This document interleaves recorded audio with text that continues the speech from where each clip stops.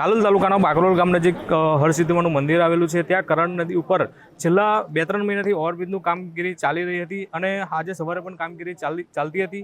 ત્યારે આપ જે દ્રશ્યોમાં જોઈ શકો છો, જે કરણ નદી છે એ કરણ નદીની અંદર અચાનક પાણીનો પ્રવાહ વધી જવાથી જે હિટાચી મશીન લઈને જે ઓપરેટરો જે રોડ ક્રોસ કરતા હતા, રસ્તો ક્રોસ કરતા હતા અને અચાનક પાણીનો પ્રવાહ વધી જવાને કારણે જે બંને જે ઓપરેટર છે એ પણ જે છે અંદર છેલ્લા 2.5 કલાકથી પાણીની અંદર ફસાયા હતા। આપ જે દ્રશ્યોમાં હિટાચી મશીન અને બંને જે ચાલક છે એ પણ જે છે એ જોઈ શકો છો।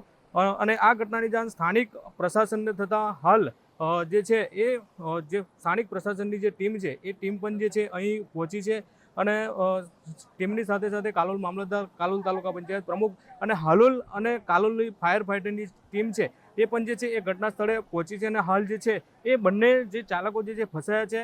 આપ જે દ્રશ્યોમાં જોઈ શકો છો, પાણીનો પ્રવાહ પણ વધુ છે। બંને ચાલકો જે ફસાયા છે તેમની જે બચાવ કામગીરી જે છે છેલ્લા 2.5 કલાકથી જે અંદર ફસાયા છે તેમની જે બચાવ કામગીરી છે એ શરૂ કરવામાં આવી છે।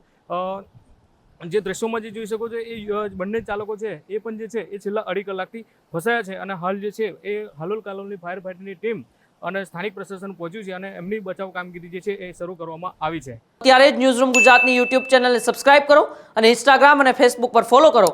અપડેટ રહો, સત્યની સાથે રહો।